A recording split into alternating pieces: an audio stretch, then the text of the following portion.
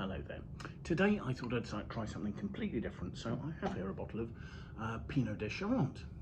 So this is from a producer called Lheraud, and this is their signature Ugni Blanc. So Ugni Blanc is the grape variety.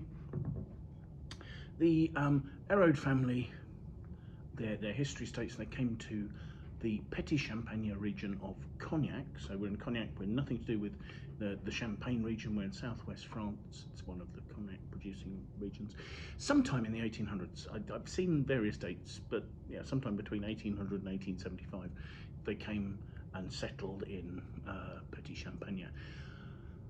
There they, for about 5 or 6 generations, have been growing grapes and distilling brandy, cognac.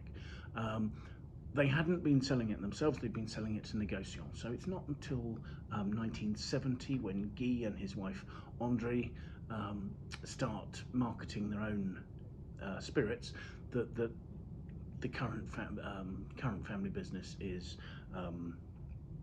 started. But so there's a history of producing cognac, but actually since 1970 they've been producing both cognac and Pinot de Charente,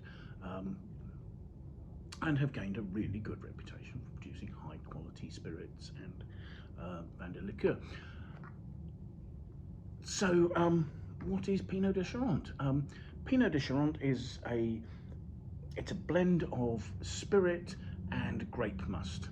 So if you're a cognac producer, you may use 1-year-old eau de vie, so the spirit that hasn't been aged actually long enough to be called cognac yet.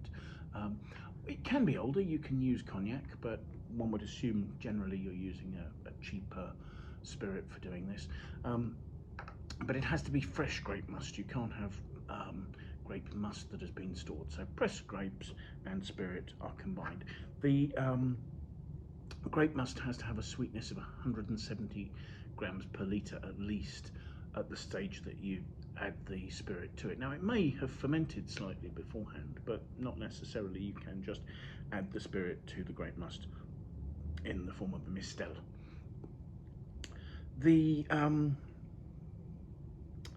final vin de liqueur has to be at least 125 grams per litre. Obviously the spirit that you're adding will be at 60%, maybe not obviously, but the spirit you're adding will be at 60%, but that is then diluted, and thus also the sweetness will be diluted as the spirit is added to that. So it'll have a minimum of 125 grams per litre of sugar, so about the same level as a reasonable sweet wine.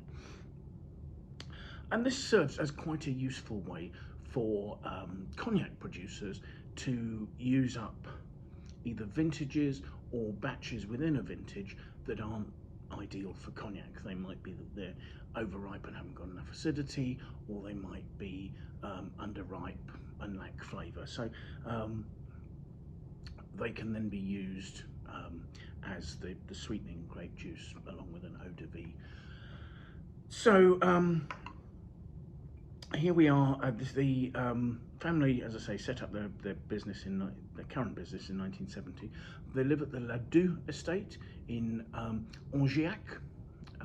So it's a single location, and the Pinot de Charente has to age on the site. So once the spirit and the must have been combined, they need to be able to marry. So they have to spend at least a year in barrel. These barrels for Lheraud are all Limousin oak barrels, which is fairly typical for spirits, for cognac, and it'll age in their cellars, which here in this area you've got chalk soil, so the Ugni Blanc grapes are growing on chalk, and the cellars are cut out of chalk. They're lovely cool cellars into the hillside.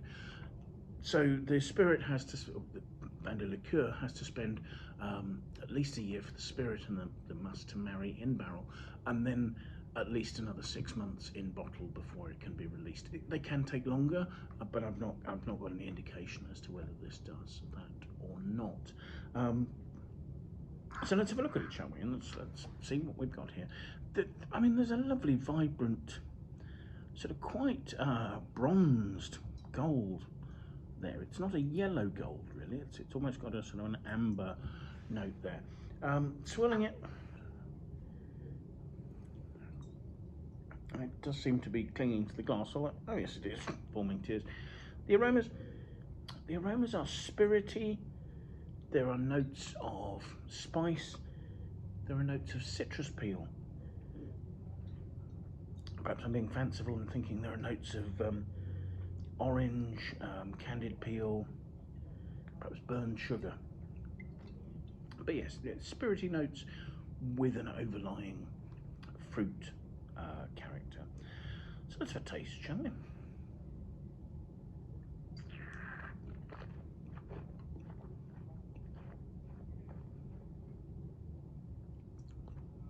On the palate, that's sweet. There's 18% alcohol, and actually, it's interesting.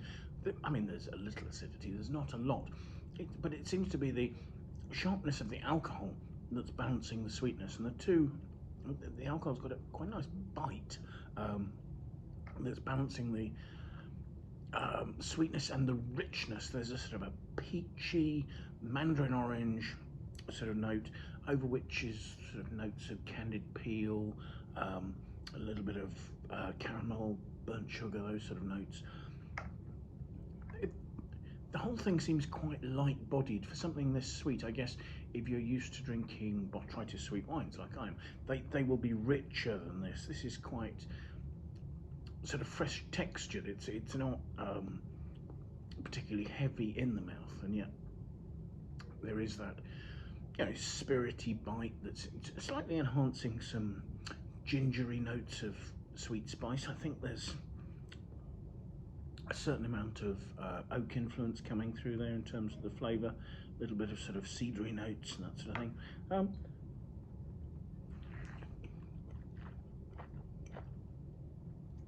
I suppose the point is that one of the points is it's quite a simple flavour. It's lovely and fresh. I love the fact there are pictures of peaches and grapes on the label, and it may be auto-suggestion, but there's that sort of peachiness, maybe a tiny touch of honey as well. It's that it's autumn, it's mists and mellow fruitfulness, that sort of thing.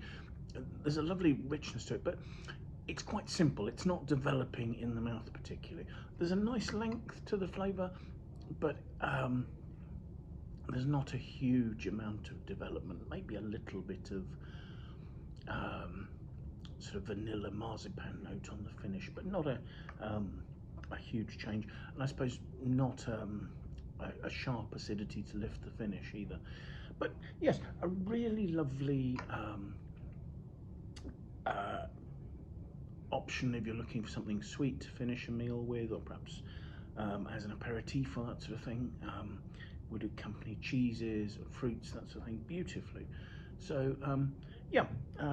Oh, the other thing to say would be drink it nicely chilled, because I think the fact that it's not particularly acidic means that chilling it down helps to balance it, helps to stop it being too flabby.